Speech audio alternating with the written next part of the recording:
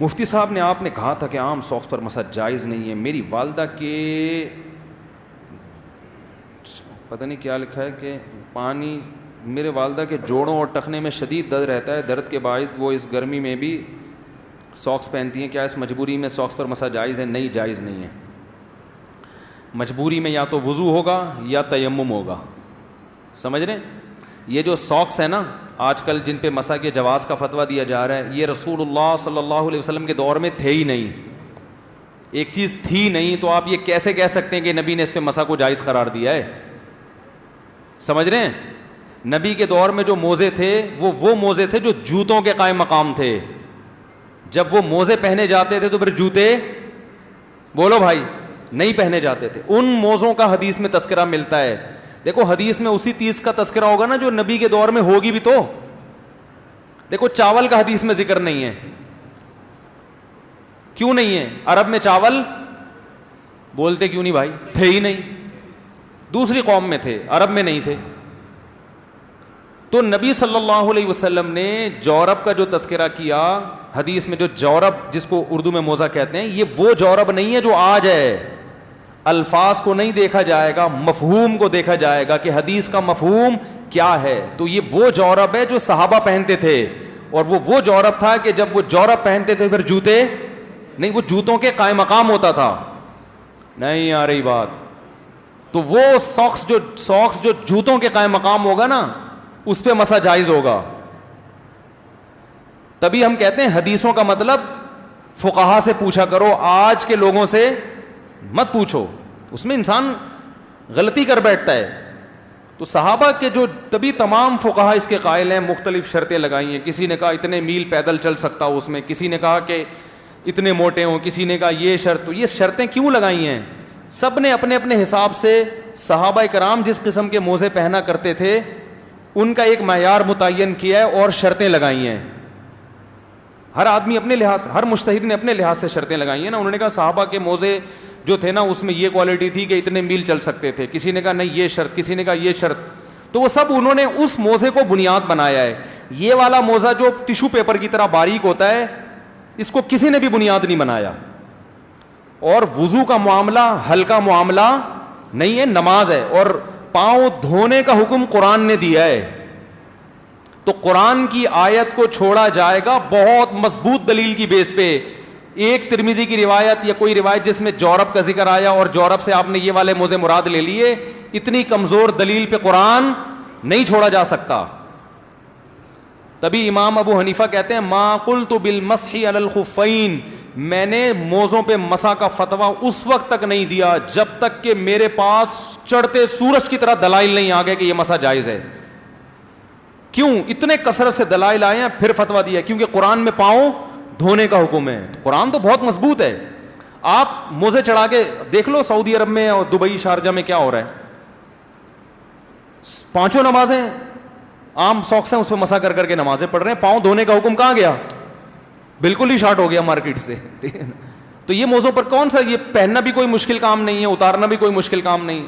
اور ان موزوں میں ایک ٹینشن یہ بھی ہے، ایک مسئلہ یہ بھی ہے کہ ان موزوں کو تو پہنے پاؤں دھو سکتے ہو آپ. یہ تو اتنے ہلکے ہیں. موزوں پہ مسح کرنے کی تو اجازت اس لیے ہے نا کہ حرج نہ ہو.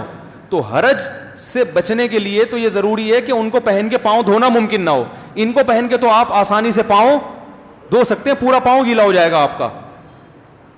تو پاؤں دھونے کی ٹینشن سے بچانے کے لیے حکم دیا موزوں پہ مسح کرو. تو وہ ٹینشن ان موزوں میں ہوتی نہیں ہے. آپ کہہ سکتے ہو کہ ہوگی کیونکہ ہم جب دھوئیں گے تو گیلے ہو جائیں گے، گیلے پاؤں میں شوز میں وہ کیسے پہنیں گے اور وہ پہن کے نماز کیسے، گیلے ہو جائیں گے نا شوز. تو یہ گیلا ہونا شریعت کی نظر میں کوئی حرج بولو بھائی نہیں ہے. حرج وہ ہوتا ہے جس کو شریعت نے حرج مانا ہو. تو اس لیے بھائی یہ نیا فتویٰ ہے مارکیٹ میں چل رہا ہے. سعودیہ کے شیخ بن باز رحمہ اللہ تعالی ہمارے لیے قابل احترام تھے. ان کی ایک ذاتی رائے تھی اور یہ ابن تیمیہ رحمہ اللہ سے انہوں نے لی تھی. اور وہ پوری امت میں، کیونکہ سعودیہ کے مفتی اعظم کا فتویٰ بڑا مانا جاتا ہے، سعودیہ کے ہے نا، تو اس کے مقابلے میں تمام بڑے بڑے فقہا کو لوگوں نے چھوڑ دیا. تو آپ بڑے بڑے مجتہدین جو شیخ بن باز سے بھی بڑے تھے ان کو فالو کریں. ان کا یہ فتویٰ نہیں ہے. انہوں نے شرطیں لگائی ہیں اور وہ شرطیں اس عام موزے میں نہیں پائی جاتی. اور کوئی آپ سے پوچھے نا حدیث میں تو آتا ہے جورب موزے پہ مسا نبی نے کیا. آپ بولیں حدیث میں جو موزہ ہے وہ موزہ ہے جو اس دور میں تھا, یہ والا موزہ اس دور میں نہیں تھا. اور وہ موزہ ہے جو بغیر شوز کے پہنا جاتا تھا, یعنی شوز کے قائم مقام ہوتا تھا, وہ اسے پہن کے صحابہ سفر کرتے تھے.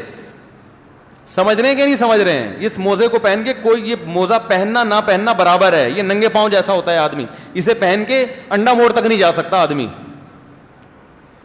تو اس لیے نماز بہت اہم رکن ہے اور وضو بہت اہم. اور کیا حدیث میں آتا ہے کہ ایڑیاں ذرا سی خشک رہ گئی تھی ایک صحابی کی وضو میں, ذرا سی خشک. آپ نے فرمایا ویل للاعقاب من النار, ان ایڑیوں کے لیے جہنم کی آگ ہے.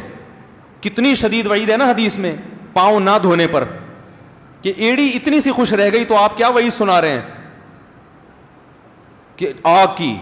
تو اس سے پتہ چلتا ہے پاؤں دھونے کا حکم اسلام میں وضو میں معمولی حکم نہیں ہے, پورا پاؤں باقاعدہ دھونا پڑے گا. ہاں حدیث میں کثرت سے آتا ہے کہ آپ صلی اللہ علیہ وسلم نے خفین پر مسح کیا ہے.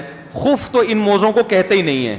ایک حدیث میں جورب ہے تو اس سے بھی خف ہی مراد ہے, یہ والے موزے مراد نہیں ہیں. تو مضبوط دلیل جب تک نہیں ہوگی قرآن کے حکم کو چھوڑا نہیں جائے گا. تو اس کو اندھی تقلید نہیں کہتے, اس کو تقلید علی وجہ البصیرہ کہتے ہیں. اندھی تقلید وہ ہے جو آپ کر رہے ہیں کہ بس بن باز کا فتویٰ آ گیا تو ساری دنیا ایک طرف. سمجھ رہے کہ نہیں سمجھ رہے؟ باقی سارے فقہا کو چھوڑ دیا آپ نے. ایک صاحب نے مجھے بتایا کہ میں سفر کر رہا تھا, کچھ عرب لوگ تھے میرے ساتھ, بڑے متشدد قسم کے عربی تھے وہ. تو نماز کے کسی مسئلے میں اختلاف ہوا سفر کے دوران, تو میں نے ان کو بتایا کہ فلاں امام ابو حنیفہ یہ کہتے ہیں, امام شافعی بھی یہ کہتے ہیں, امام احمد بھی یہ کہتے ہیں, امام مالک بھی یہ کہتے ہیں, سب یہی کہتے ہیں. تو انہوں نے کہا میں کسی کو نہیں مانتا, میں حدیث کو مانتا ہوں. یہ انہوں نے مجھے خود واقعہ سنایا, اور وہ خود بھی سعودی عرب میں پڑھے ہیں, پاکستان کے عالم نہیں ہیں, وہ سعودیہ سے پڑھے ہوئے جو مجھے واقعہ سنا رہے ہیں. کہہ رہے میری بحث ہو رہی کہ یار چاروں امام یہ کہتے ہیں, تو انہوں نے کہا میں نہیں مانتا, میں تو حدیث کو مانتا ہوں.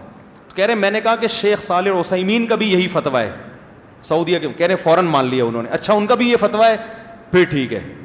میں نے کہا یار یہ کیا بات ہوئی, وہ حدیث جس پہ شیخ صالح ال عثیمین فتویٰ دے دیں تو وہ تو حدیث کا فتویٰ ہے, چاروں امام فتویٰ دیں وہ حدیث کا فتویٰ نہیں ہے. تو تقلید سب کر رہے ہیں, یہ یاد رکھو. جو کہہ رہے ہیں نا میں حدیث کو مانتا ہوں, ابو حنیفہ شافعی کو نہیں مانتا, او بھائی آپ حدیث کو کا لیبل لگا رہے ہو, آپ حدیث کی وہ تشریح مانتے ہو جو آپ کے مفتی نے آپ کو بتائی ہے. سمجھ رہے ہو؟ تو دوسرا مفتی بتا رہے ہیں اس کو آپ لفٹ کرانے کے لیے تیار ہو ہی نہیں. تو ہم کہتے ہیں جب عامی آدمی نے مفتی کی تقلید ہی کرنی ہے, بن باز ہو یا صالح العثیمین ہو, یہ یقیناً قابل احترام تھے ہمارے لیے, تو جب آپ نے انہی مفتیوں کی تقلید ہی کرنی ہے تو ائمہ اربعہ کی تقلید کرو, وہ زیادہ بہتر نہیں ہے کیا؟ جنہوں نے تابعین تبع تابعین کا دور دیکھا, صحابہ تابعین کو نمازیں پڑھتے ہوئے دیکھا اپنے سامنے, صحابہ تابعین اور ان کے شاگردوں کو, تو وہ زیادہ اس قابل ہے کہ ان کی تقلید کی جائے. تو اس لیے یہ عام موضوع پہ مسح اگر امام نے کیا ہے آپ کو یقین ہے اس کے پیچھے نماز نہیں ہوگی, کیونکہ نماز میں وضو بہت اہم رکن ہے اور پاؤں دھونا قرآن کا حکم ہے. تو اتنی کمزور دلائل کی بیس پہ پاؤں دھونے کے حکم کو چھوڑا نہیں جائے گا اور نماز کو خراب نہیں کیا جائے گا. بعض لوگ اس پہ یہ کہتے ہیں اس سے تو امت میں اختلاف پیدا ہوگا, امام نماز پڑھا رہے عام موضوع پہ مسح کر کے, آپ اس کے پیچھے نماز نہیں پڑھ رہے, اس سے تو مسجدوں میں جھگڑے پیدا ہوں گے. یقیناً پیدا ہوں گے, لیکن اس جھگڑے کا ذمہ دار وہ امام ہے کہ جو اپنے مسلک کو سب پہ ٹھونس رہا ہے سب کے اوپر. بھائی اس کے مسلک میں بھی عام موضوع پہ مسح کرنا جائز ہے نا, فرض تو نہیں ہے. تو وہ عام لوگوں کو فتنے سے بچانے کے لیے وہ یہ کر لے کہ یار میں جب اپنی نماز پڑھوں گا تو عام موضوع پہ مسح کروں گا, لیکن جب میں جماعت سے نماز پڑھاؤں گا تو سب کے جذبات کی رعایت کروں گا, اختلاف میں نہیں ڈالوں گا, لہذا میں عام موضوع پہ مسح نہیں کروں گا. ایسے طریقے سے نماز پڑھاؤں گا کہ سب کے نزدیک نماز ہو جائے گی. تو اگر یہ اختلاف مسجد میں پیدا ہو رہا ہے تو اس کے ذمہ دار مقتدی نہیں ہے, وہ امام ہے جو ایک بن باز کی رائے کو اٹھا کے سب پہ تھوپ رہا ہے زبردستی. ٹھیک ہے نا, وہ ذمہ دار ہے اس کا. اس لیے امام کو چاہیے کہ بھائی آپ کی اگر پھر بھی یہ رائے ہے کہ عام موضوع پہ مسح جائز ہے تو آپ اپنے طور پر اس رائے پر عمل کریں, آپ اپنی رائے زبردستی دوسروں پہ مسلط نہ کریں. آپ سمجھتے ہو کہ نہیں سمجھتے ہو؟